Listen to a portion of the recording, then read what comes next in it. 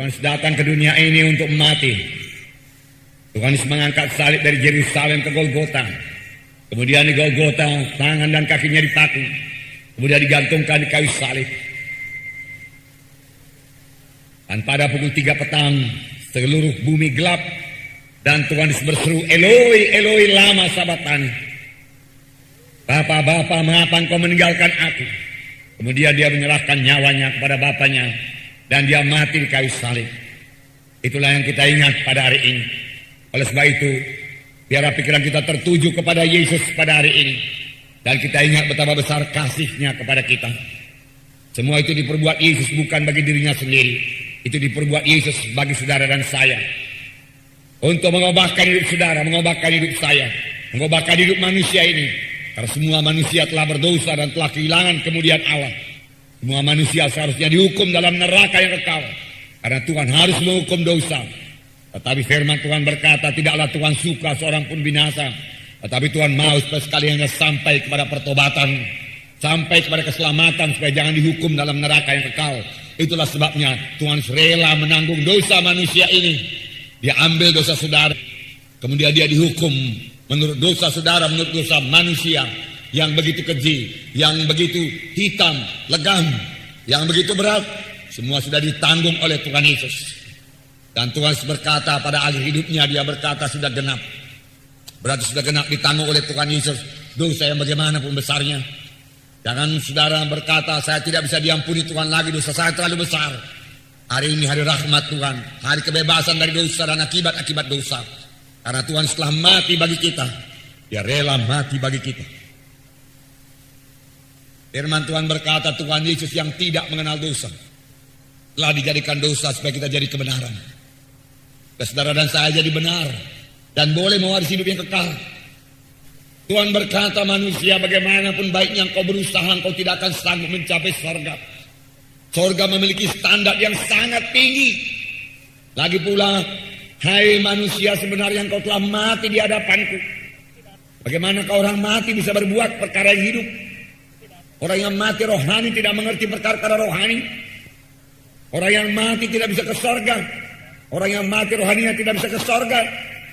Oleh sebab itu Tuhan datang memberikan kehidupan. Dan Tuhan berkata, akulah jalan dan kebenaran dan hidup. Seorang pun tidak sampai kepada Bapa kalau tidak melalui aku. Jelas Tuhan Yesus jalan satu-satunya ke surga. Sebab Tuhan Yesus berkata, seorang pun tidak sampai kepada surga, kepada Bapa kalau tidak melalui Yesus. Kalau tidak melalui kasih karunia Tuhan Yesus tersebut. Dan kita bersyukur kepada Tuhan. Kita telah bertemu dengan jalan tersebut. Kita telah bertemu dengan Yesus. Bahkan percaya kepada jalan tersebut. Percaya kepada Tuhan Yesus. Dan telah mengikut jalan tersebut. Dan telah mengikut Yesus dalam hidup kita. Tentu akhirnya kita sampai ke surga kepada hidup yang kekal. Haleluya. Hanya karena Yesus saja. Tuhan Yesus mengetahui hal ini dari mulanya. Pada waktu Adam dan Hawa jatuh kepada dosa, Tuhan telah datang ke dalam Taman Eden dan menyadarkan Adam dan Hawa, hai Adam, hai Hawa, di manakah engkau? Di manakah engkau? Aku takut Tuhan, aku takut Tuhan. Sejak kapan engkau takut? Tuhan berkata. Saudaraku, Adam dan Hawa takut sejak dia makan buah batang kayu yang dilarang Tuhan. Dengan kata lain, Adam dan Hawa takut sejak dia berdosa. Setelah dia berdosa, Adam dan Hawa ketakutan. Sampai sekarang ketakutan, kekhawatiran, saudaraku, menghantui manusia ini, saudaraku. Semua itu diakibatkan karena dosa. Tetapi pada waktu itu pun, saudaraku, Tuhan telah membukakan jalan keselamatan kepada manusia. Itulah besarnya kasih Tuhan pada manusia itu. Nah, Tuhan berkata kepada Adam dan Hawa, Adam, Hawa, engkau masih bisa ke surga, masih bisa selamat. Sebab keturunan perempuan ini nantilah yang akan menghancurkan kepala ular tersebut, yang akan merusakkan pekerjaan setan. Tetapi ular ini juga akan mematuk tumitnya, yang tidak lain berarti bahwasanya ular itu akan mematuk tumit Yesus sehingga Yesus mesti disalib di kayu salib di Golgota. Inilah jalan keselamatan yang disediakan Tuhan bagi manusia ini. manusia inilah keturunan Adam dan Hawa yang sudah jatuh kepada dosa. Maka seluruh manusia berada di bawah dosa. Benar firman Tuhan berkata, semua manusia telah berdosa dan telah kehilangan kemuliaan Allah, Roma 3:23. Dan Yesaya 64 ayat 6 berkata, kesalehan manusia, kesucian manusia seperti kain lapuk saja di hadapan Tuhan, nggak bisa laku ke surga. Bagaimanapun manusia ini berusaha berbuat baik, saudaraku, kerap kali pun selalu ada motif-motif yang lain dalam hati manusia tersebut supaya dipuji dan lain sebagainya, supaya dihormati, supaya dibilang pemurah, darah, dan lain sebagainya. Sama sebagaimana Ananias dan Safira yang mati di hadapan Tuhan. Mereka ingin dipuji, mereka mau menyombongkan diri, dan mereka juga dipuji sebagai Barnabas. Tetapi akhirnya hukuman Tuhan berlaku. Mereka memberi korban yang banyak, tetapi tidak berkenan kepada Tuhan.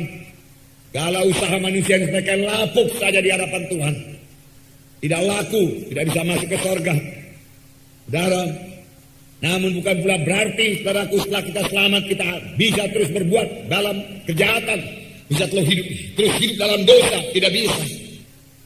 Bahkan saudaraku setelah kita selamat, setelah kita berdosa, maka dosa kita lebih besar lagi. Ya, firman Tuhan berkata, setelah kamu mengenal kebenaran, tetapi kemudian murtad. Oh jangan saudaraku, jangan sampai murtad lagi setelah saudara kenal kebenaran. Jangan sampai tinggalkan lagi Tuhan setelah saudara mengenal Yesus sebagai Tuhan dan Juru Selamat. Saudara yang telah ditemukan Tuhan, firman Tuhan berkata, saudara telah merasa-rasakan karunia yang daripada Tuhan, tetapi kemudian berpaling, tidak disediakan darah lagi untuk menyucikan dosa kita. Hati-hati dalam hal ini.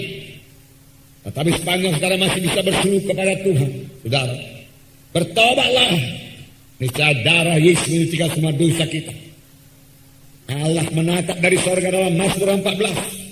Dikatakan, saya membacakan pada saudara, ayat 2 dan 3. Tuhan memandang ke bawah dari sorga kepada anak-anak manusia untuk melihat apakah ada yang berakal budi dan yang mencari Allah. Mereka semua telah menyeleweng, semuanya telah bejat, tidak ada yang berbuat baik, seorang pun tidak. Saya percaya kepada firman Tuhan ini.